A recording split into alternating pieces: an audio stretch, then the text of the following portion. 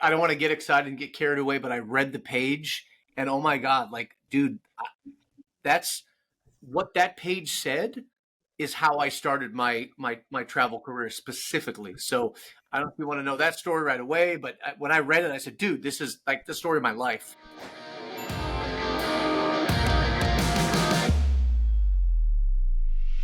So I'm going to jump in here, read our page, and we're going to get right to it. Thanks for hopping on. February 2nd, put your dreams into action now. For all of the most important things, the timing always sucks. Conditions are never perfect. Someday is a disease that will take your dreams to the grave with you. If it's important to you, just do it and correct course along the way. Tim Ferriss, The 4-Hour Workweek, 2007.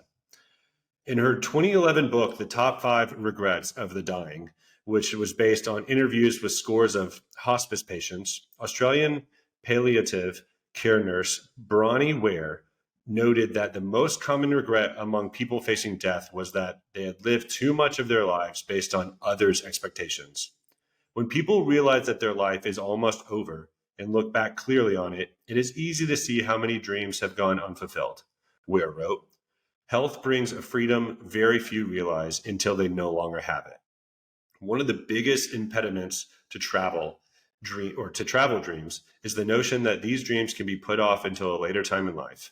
That instead of finding creative ways to carve out time to make a long-term journey happen in the near future, folks wait for milestones like retirement to dictate their departure plans.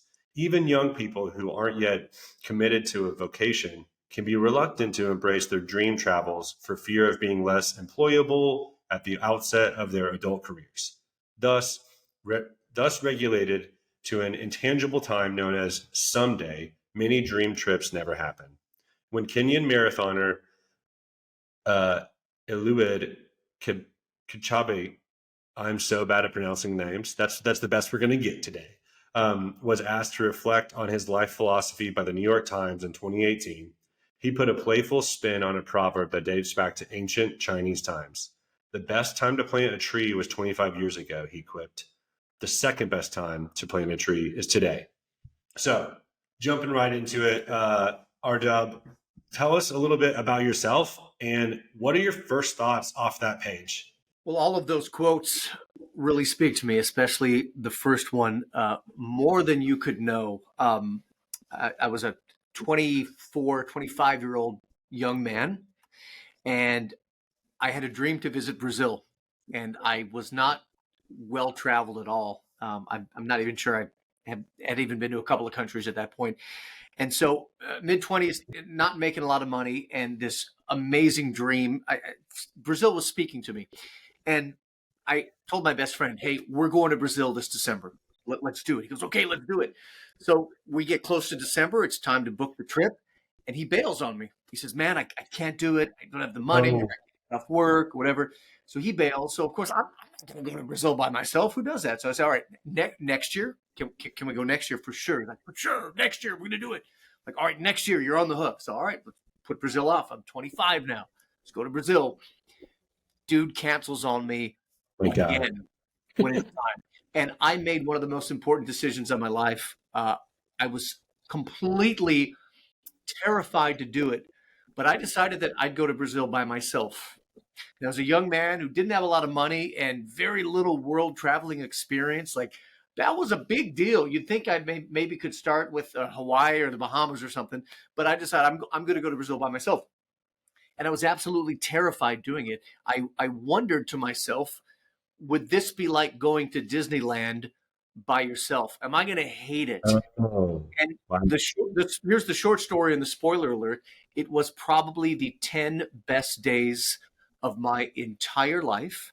And I left the airport in Rio de Janeiro. I left the airport 10 days later, physically crying, not understanding how a country could make me feel like a woman has made me feel. I didn't realize you could fall in love with a place and have the Wow. same feelings of love and passion and desire and yearning than you do for a human being. So that was my super quick story on that quote about putting it off someday, someday, someday.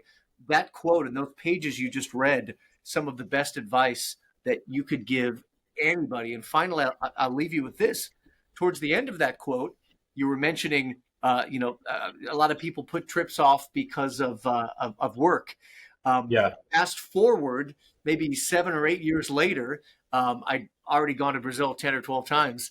Me and my new best friend at work, a colleague of mine, we booked a trip to Rio de Janeiro, and we were so excited about it. And he decided to cancel the trip as it got closer because things at work were heating up. And he said, I don't know if Yeah. it's a good time to go. The night of our trip, now being my trip because he canceled, the Yeah. night of that trip, earlier in the day, we both ended up getting fired from that Whoa. job. At the at the same time, guess who still had his ticket to Brazil in his pocket? This guy. Yep. I had literally got laid off, and 15 hours later, I was on the beach in Copacabana getting a massage, drinking agua de coco. So there Yeah. you And the time to, that you had no need to worry about work at home. You were like, the best time for me to go and enjoy life and have a good trip is definitely now, when I need to go relax a little bit, set my mind at ease, travel, experience something new to challenge me for what's next with that being let go. That is crazy. Also, that you've had multiple different people cancel on you for these trips. Like, that is just ludicrous, ridiculous. I think something that I took away from this that I love is, like, I stopped saying things like, I want to go somewhere and I'm trying to do this in life. Now, sometimes, when I still say that in some regard, but I've started to say a lot more of, I'm doing this, not try or want, but like, I am going to Colombia. I am going to Italy. And it really has had a huge impact on, like, okay, when you make up your mind and you make that decision, you lock it in, just do it. It's like, the Nike, like, just do it. And like, for you, if you put it off, you almost put it off 2 years in a row because someone else impacted you in your decision making. And I'm so glad you did it because, like, since then, like, walk us through your travels and like, kind of, uh, like, what has that done since that trip? You've obviously, you've traveled a lot. I'm just going to break the ice here. You've traveled a lot. Maybe you sum that up and tell us, how you got from there to where you are now. Where are you right now as far as, like, travel checklists? Well, I've traveled to every country in the world, and I finished that goal May of 2023. How many? What's the total country number there for So you? that's always debatable, right? It's funny. There's not just one list, but the most common agreed on is the UN list. So these are the countries that are Okay. recognized by the UN as, hey, you're a country. The UN says there are 193. Now you can start counting territories, and the list gets a little bit bigger. You've got, Greenland, which, you see my map behind me. There's Greenland up there. Greenland actually belongs to Denmark, right? And Okay. there's a bunch of other places, but as countries go, 193. And you mentioned the quote about the tree. When's the best time to plant a tree? 25 years ago. When's the second best place to plant a tree? Best time to plant a tree? Today. That's how I felt with that first trip. Looking back, I wish I would have started traveling at 14, 15 years old. I mean, honestly, probably could have. But the best time to start is today. Hyde, I ended up moving to Brazil. I love Brazil so much. I decided to move there. So Oh, wow. not but 4 years after that first trip to Brazil, I was actually flying to Brazil to, rent an apartment, to sign a lease on a condo right on the beach. It was That is incredibly cool. inexpensive compared to, living in the United States. And so I'm in Brazil, and is that Africa? Or there's Brazil. Um, Yeah. I'm in South America, and I took that opportunity to start to see neighboring countries from Brazil. So I saw Argentina and Uruguay, et cetera. And I looked at South America, and I said, you know what? Let's do a challenge. Let's see if I can visit all of Central and South America by the time I turned 40. I made it right before the buzzer. And that gave me even more inspiration to see every country in the world. One of the catalysts, or the linchpin for me to see the entire world, was while traveling South America. Hi, do you know there's a country in South America whose official language is Dutch? Did you know that? Um, in no, I'm South America, in the Amazon, an entire country who speaks Dutch. I am the worst at trivia. So that's neat. I love it, but I'm so bad at trivia. What do we got? Which country? So it's called Suriname, and it's right above Brazil, right next to kind of next to Venezuela, above Brazil. But the reason I bring that up, Hyde, is during this initial challenge to see South America, I was introduced to the weird and the bizarre. And everybody has a different travel style, but I've found what I love more than seeing somewhere popular like Ibiza or Paris or Madrid. Those are amazing places to travel, and I love those places. But I like going to the weirdest places that even my friends have never heard of. And so Suriname in South America, I booked a ticket there and I told my family and my friends, and they're like, where is this? And when people come into my office and we do a Isn't it like conference, right next to Guyana? it is. It's in the Guianas exactly. But when people come into my office and I say, "Hey, you've got 30 seconds to find Suriname, and I'm going to buy you a beer," they immediately go to the Middle East or Southeast Asia, Vietnam. I'm like, anyway. I fell in love with the bizarre, and there are so many more weird and bizarre places to go to, and it's really fun being places where there's no other Americans, very little tourists, and the people back at your work say, "Wait a minute, I've never heard of that country." There are a lot of those countries, Hyde. That's pretty rad. I've got a buddy, my buddy Tim. He's been to Suriname, and then Nick, one of the co-founders of TEREN, went with Tim during immediately out of COVID, but there was still like super COVID restrictions, and they had like all but one piece of paper. They were going to Guyana, so they got off the plane in Guyana and they were on the strip, and then they were like, "Oh no, you don't have this one piece of paper," so they put them back on the same plane and sent them back to I don't know. I think they were maybe flying out of Miami. So they had a week in Miami that they just like audible. Let's just hang out in Miami because we weren't able to get in the country. But travel provides those really cool opportunities for us. So is there anything that like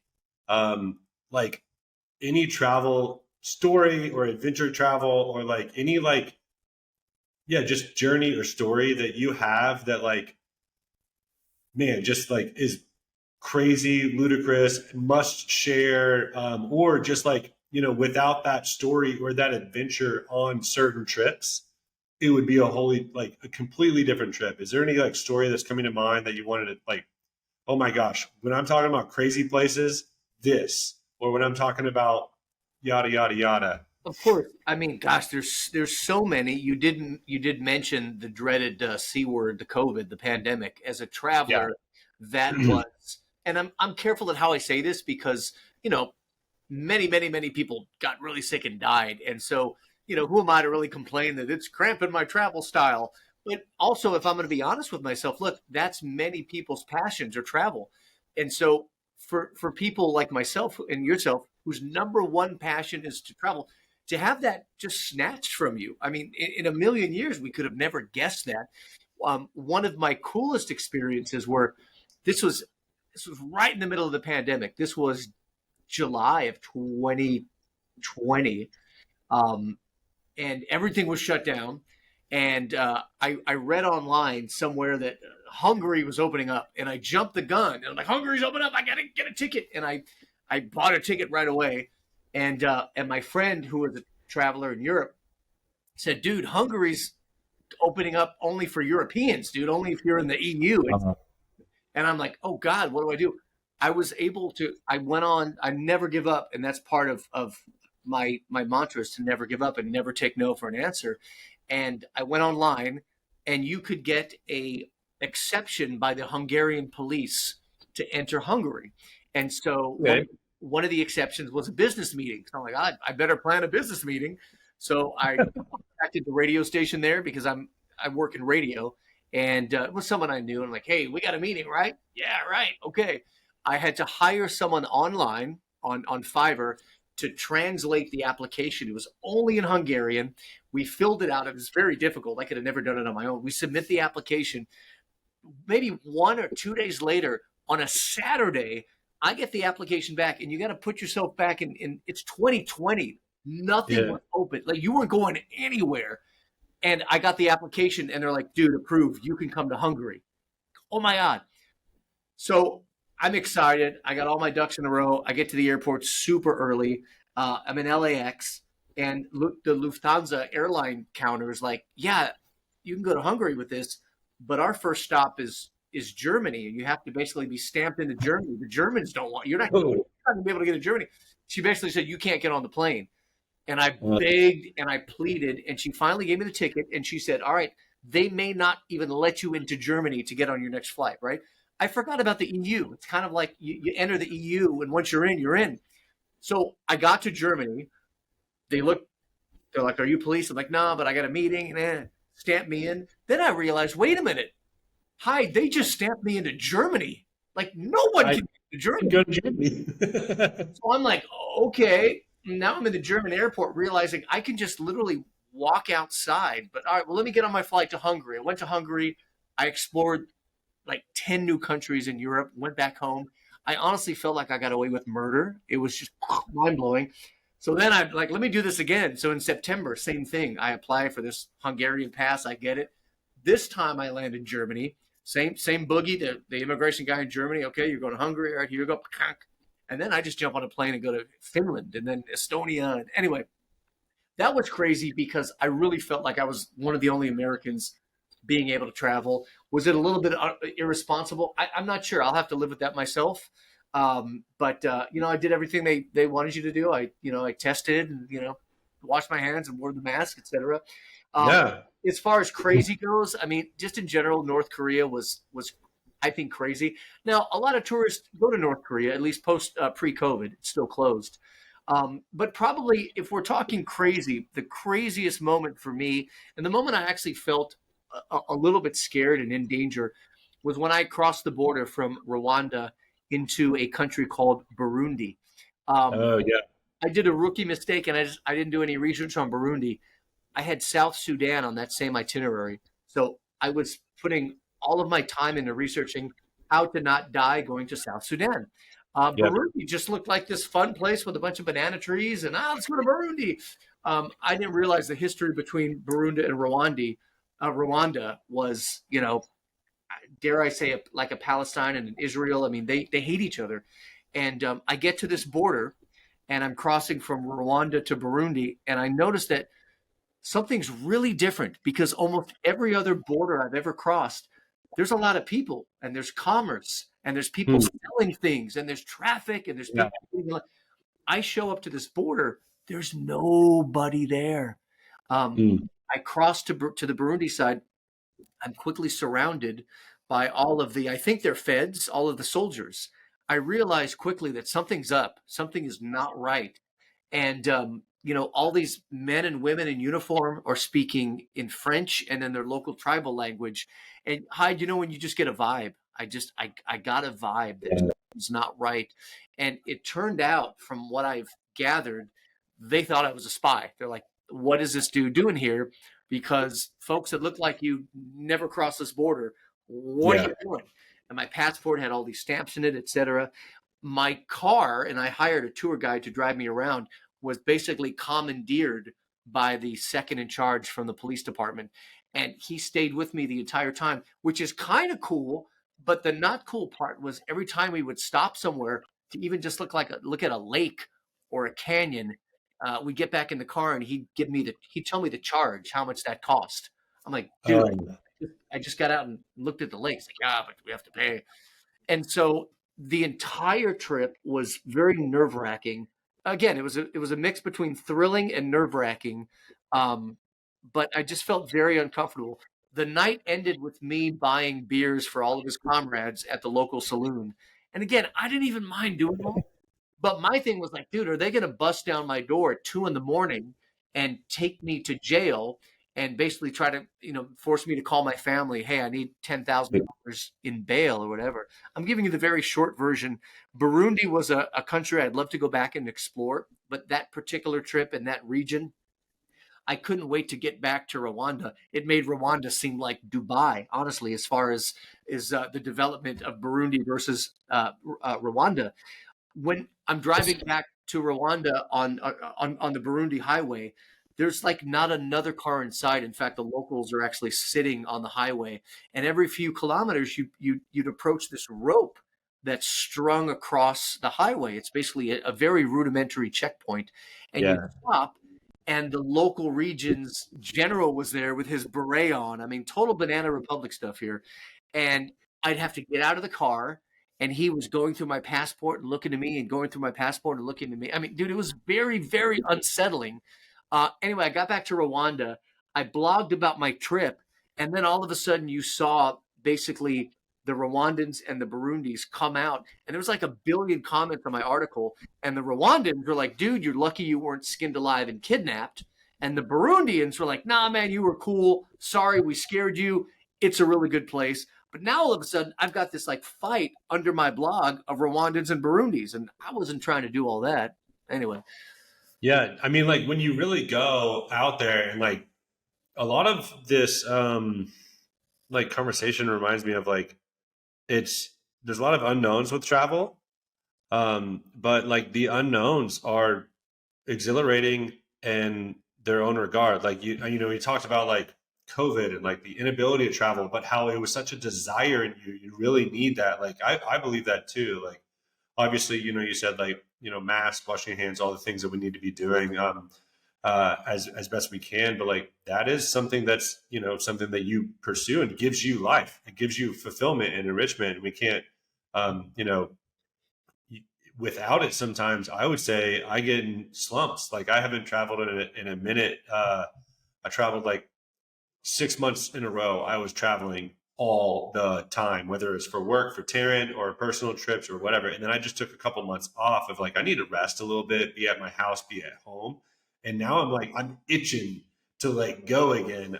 So I'm stoked. But yeah, exactly that. You come across complete unknowns, but those unknowns are so fun sometimes. I want to like jump into you mentioned um, your career. You're you're a radio host, right? Like talk to me about a little bit about that. Give a plug for what you're doing, who you are. We want to learn about you in this moment. Like let's hop off travel for a second, even though it is in everything that you are. But like, give us a little synopsis of who you are in your work life, and then also kind of like some new things you're pursuing. And I don't want to give it away, but I'll poke you again with another more pointed question if I need to. I know where you're going with that. I was lucky enough to start a radio career at 15 years old when I moved to Tucson, Arizona. Radio and being an on-air DJ for me was something that I knew what I wanted. As soon as I realized that was a career, I was only 12 years old, only 12. And I was like, no, this is it, hardcore. I was able to break in super early. By the time I was in high school, I was like the full-time night guy on my city's local hip hop station. This was back in, Sweet. 1994. And being on the radio was a much bigger deal back then. I was obviously like as popular as the star of the football team. I had no athletic ability at all, but I could go on the radio and give shout outs to the cute girls in class and stuff. My specific genre of music that I play and that I've loved since I was a kid is they're called slow jams, basically urban music, love songs Yeah. on the urban side. So anything from Usher to Alicia Keys. If you want to go farther back, you're talking like Luther Vandross and Aaliyah, Keith Sweat, etc. Boys to Men, great example. And I've been lucky. I'm 47 now, so I've been lucky to be doing radio for over 30 years. I just had a great career, and the short story is, or the synopsis is, it's not work. I've never worked a day in my life. It's always fun. Currently, the same show that I started when I was a kid at 16 years old called Slow Jams, that show today airs on over 200 radio stations all across America and in 17 different countries. So my show is on, for example, in New York City and San Francisco, Los Angeles, Chicago, Portland, Seattle, Phoenix, etc., and then a million other small towns in between. And that's Nice. the passion, and it's called Slow Jams. I was on Shark Tank in 2013 with Grammy-nominated artist Brian McKnight. He brought his guitar and we sang to the sharks. And honestly, it was just a way for me to plug my show and to promote my show. And today I live and work in San Diego, California. I'm the program director of 2 awesome radio stations out here.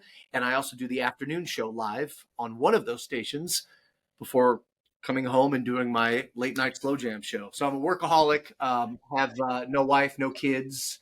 I've dedicated my life to doing fun stuff and now travel. So my 2 loves are slow jams, radio, and the travel part. So you mentioned slow jams. How can people find that? What station is it on, or like website? And then you mentioned a blog before. Throw those both in here. I'm gonna link them as well, but just tell us where people can find you and find that. So slowjams.com is the website. That'll give you a list of all the different cities and states where my show airs. I would love for you to listen on Sunday night. I also have a weeknight show as well. So slowjams.com. Also Slow Jams on Instagram and Twitter. And then I do have a travel blog completely unrelated to Slow Jams. And the travel blog is ramblinrandy.com. Ramblinrandy.com. And finally, my Instagram with all of my travel stuff is simply my nickname, which is RDub, RDUB. And then I try to just put natural stuff on there. I hate the word influencer. I'm not an influencer. I just have fun and record stupid stuff. When I go places, of course I'll take a selfie right in front of a statue, but I like going to grocery stores, right? I like being in a random grocery and walking through the aisles and going in the frozen food section or the soda section and like, what is this? Or let's try this, etc. Yeah, real influencers, I found out, think that the word influencer is like a naughty word, but it's because you have something to say and you have influence, and so I think that you're the good influencer of us. I think so. Slow jam. All right. So does slow jams on Sunday night air in Slow Jamistan?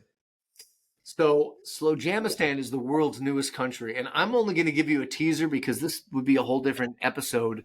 But in 2021, me and some comrades annexed a piece of American land and took it ourselves. We may have paid for it, and we claimed it a sovereign nation. It's not what you think. This isn't like Waco, Branch Davidian, like crazy, sovereign state stuff. It's honestly a fun project.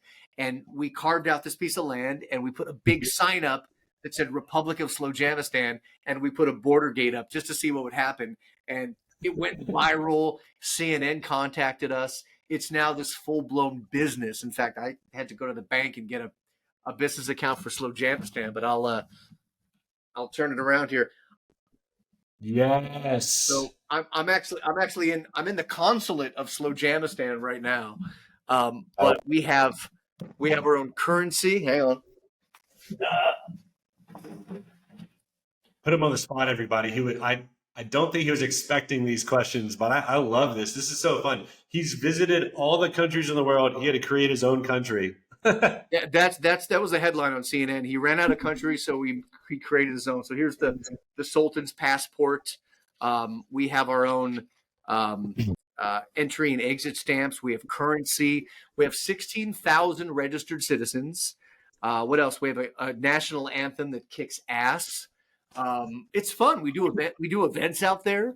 The cool thing about Slowjamistan is, you can be a citizen and you can interact it doesn't cost anything. It's free.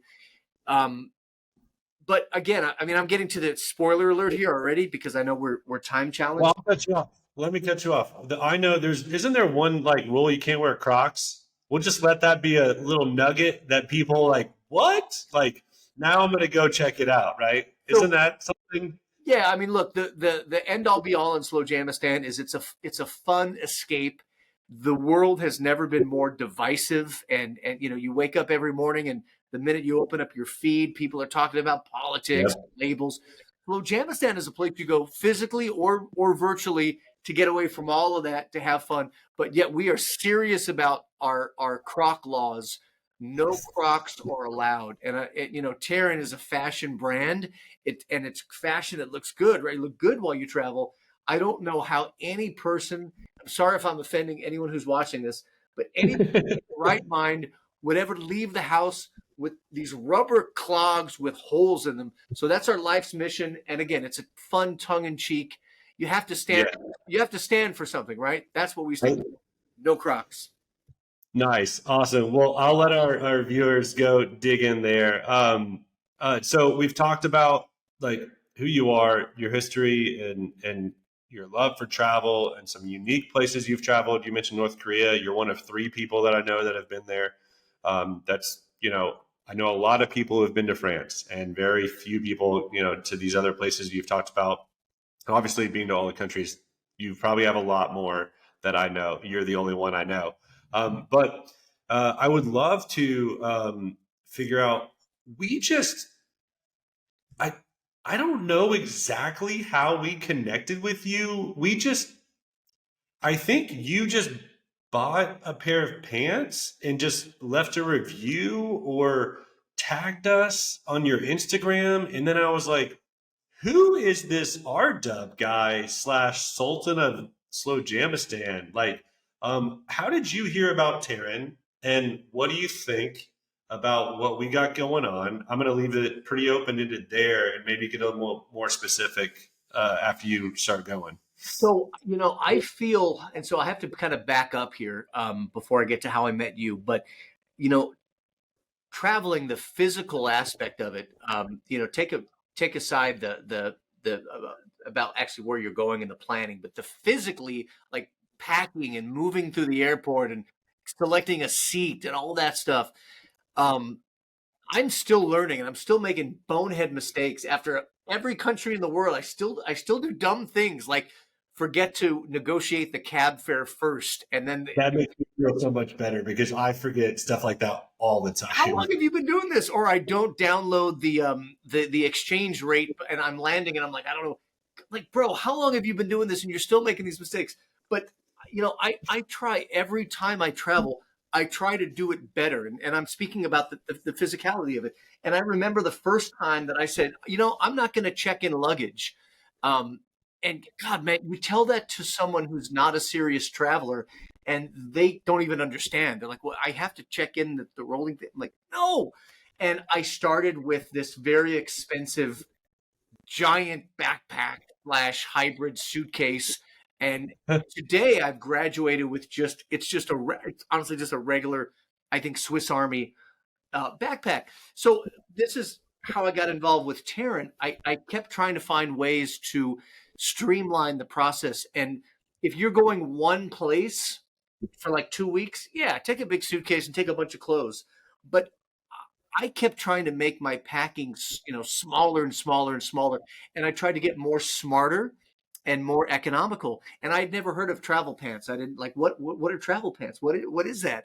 But I found you guys on Instagram. It may have been through an advertisement. I'm not sure, but I found you on Instagram. I remember telling a buddy about travel pants. He goes, "Oh yeah, I have travel pants. They're the best." How have I never heard of travel pants? I've been to 100 countries, and so I got to get these. And You're too busy traveling, yeah, R-Dub. um, but my big and it's man, it sounds like I'm trying to influence here or do an advertisement. I'm really not. But one of my big aha moments were I bought pants from TEREN, and I love them for many many reasons. I also love them just because I could wear them for many days and they wouldn't smell. I love them because I could wear them on the plane and they would be used as clothes, but also pajamas. I could fall asleep in them. It's not like jeans where it's uncomfortable. But so I love them. But my big oh wow was I got home and I remember seeing travel pants at Costco, thinking, oh gosh, I can get these at Costco a lot cheaper. And I mean, these look cool. I like them. So I bought like 3 pairs. I'm like, oh, these are only like $30. I'll buy a bunch of them. And they weren't bad, but I could, and this is a compliment to you guys. I mean, the TEREN pants were just so far supreme in so many ways. I think I honestly wore those Costco pants one time, and they've sat in a drawer ever since. Again, they weren't bad, but the feeling of the TEREN pants, the utility, I just they're minimalist in a lot of ways as well. God, I just love them. So that's how I found you guys. I think I sent you a message saying, "Hey, I travel around the world. I'm going to start tagging you." I think that's what I said. I think I said, "Hey, watch! I'm going to take your pants to every country in the world," and then I would just like randomly send you, just as a good vibe, man. You guys were like, honestly, a friend of me. I'm like, look, here I am in Iraq with the with the daily driver on, or etc. So that's how we met. What's crazy to me is like, so this is the first time we've talked face to face, but we've been messaging for like years now, Mhm. almost like a year and a half to 2 years, perhaps, just on Instagram. And like, you go to a new place, you tag us, or you don't, because you're just living life in our clothes, and it's like, I see something, I'm like, oh man, that photo is so cool. Thank you so much, like all this stuff, and you actually. Um, you've picked up the pants, and then you've got some traveler tees, the merino wool tees, I think by us, and then you've got the daily driver fleece. I know that for sure. But yeah, I mean, out of all those pieces that you have, do you have a favorite piece? Is it the pants that you led with, or like, what is your? This is a question that I'm asking everybody on this podcast. What is your favorite Terran piece, whether you have it or don't have it? I guess. And I can't pick a favorite because that's like picking kids. I mean, if I had to, if you made me, it'd be the pants. But my go-to is very simple. It's the pants. It's the gray or charcoal color pants. Hmm. It's the black Terran T-shirt that I love, and I refuse to wear it in everyday life because I don't want to have to. I don't know, man. It's reserved for travel, but I love it. It's so freaking comfortable. So the pants, the black T-shirt, and then the daily driver, and I love the color that I got. And I remember texting you when I left my daily driver on the plane in Istanbul, and I was just so angry at myself. And I know someone in Istanbul has this gorgeous, beautiful, rust colored looking um, jacket, and I wonder if they know how special that jacket is. But that's my best, You've been probably 25 different countries, I think, at least. Yeah, at least. at least. Yeah, I think we met and hopped on like a or like just started talking, or you probably got the pants around the 160 mark or 170 maybe, and so or maybe before, I'm not sure exactly, but I remember started following your journey around that mark, and yeah, I guess was it last year that you hit it that you hit all 197 if my memory is correct. So 193. It's funny you say 197 because there are four in between, and I've been to those other four. And sorry, just for fun, for those listening, 193 UN nations, and the four wild cards. I actually say they're five. Let's Yeah. remember the wild cards are Vatican City, okay, Okay. Kosovo, Western Sahara. You mentioned Greenland earlier. Is that No, that's not it. Now I'm going to be really angry with myself because I'm on the spot. But Kosovo, Western Sahara, Vatican City, Palestine. Sorry, Palestine. And then there's one uh, more. Yeah, there's one more, and I'll remember it in a little bit. But anyway, yeah, I have a friend on the Camino that I met from Kosovo, and I didn't even, I don't know that it's not considered, like I met her and she was super rad, and she was like, I was like, where are you from? Kosovo. Cool. She had walked from Kosovo to Spain, but I just flew to like Paris, and then I went down to Spain to walk the El Camino de Santiago. But she had walked from Kosovo to Spain. I'm like, man, you are so much more badass than me. Well, awesome. Well, we're running up on some time here. I want to make sure Rainey's got a uh, host what 3 o'clock or something, right? Coming up on time here. But is there anything else, like any travel hacks or tips that you've learned along the way that you want to share, or just anything else that you want to share um, about travel or your Terran experience or anything like that? yeah. I mean, just the quick thing I would just share about my travel experience in general is, and it's an important point because this isn't everyone, but this is a lot of people. Um, I've always, as a kid, wanted to go the places that I was told I couldn't go, or watch the movies on Cinemax that my parents said, no, you can't watch that. Or it's the whole, hey, don't eat those cookies, or don't look in that drawer. And at an early age, for example, I remember going to the Dominican Republic just to travel. And one of my first, 10 countries I went to, and on that island of Hispaniola, the other half of it is Haiti. And I remember people saying, yeah, that's Haiti. You don't want to go over there. And I remember at the time being like, okay, cool. I won't go over there. That sounds scary. But then later you're like, wait a minute, what's over there? And What's over there? and what happens if I go over there? My earliest memory, and it's just a fun memory to share. My earliest memory is maybe I was about 10 or 11, and my mom had liked traveling, but she liked the tourist traveling, not the crazy traveling. And she'd go on cruises, right? And we'd look at the globe, and I remember telling my mom, "Hey, mom, I'm 11 years old." I go, "Mom, what's the one place you would be so scared if like you were just like dropped into the place? Like, where would they kill you?" And I remember my mom, and she didn't mean any ill will or any hate towards it, but she was Yeah. like, "The Congo, boy, I would never like to be in the Congo." And I'm like, "Oh God, the Congo, that looks horrible." I think I googled it later, and I looked at it, I'm like, "That looks scary." Then you go to the Congo, and like I had one of the best times in the Congo. I'm at a fashion show watching these dudes with these amazing suits, and I'm with my new buddies. We're drinking orange soda on these plastic tables next to the freaking whatever river it was, and it was just wild. Travel advice is, and I say this with the caveat: I'm very careful to not sound like an elitist and not judge anyone's travel. But I'll be honest, my friend keeps going back to Cabo, and I want to wring his neck because he's spent all that money to go to the same place. And again, this is where I got to check myself. I'm like, look, if he likes Cabo, if it's comfortable and they enjoy it, leave him alone. But I'm just thinking, man, even on my own travels, I went to Brazil like 30 times.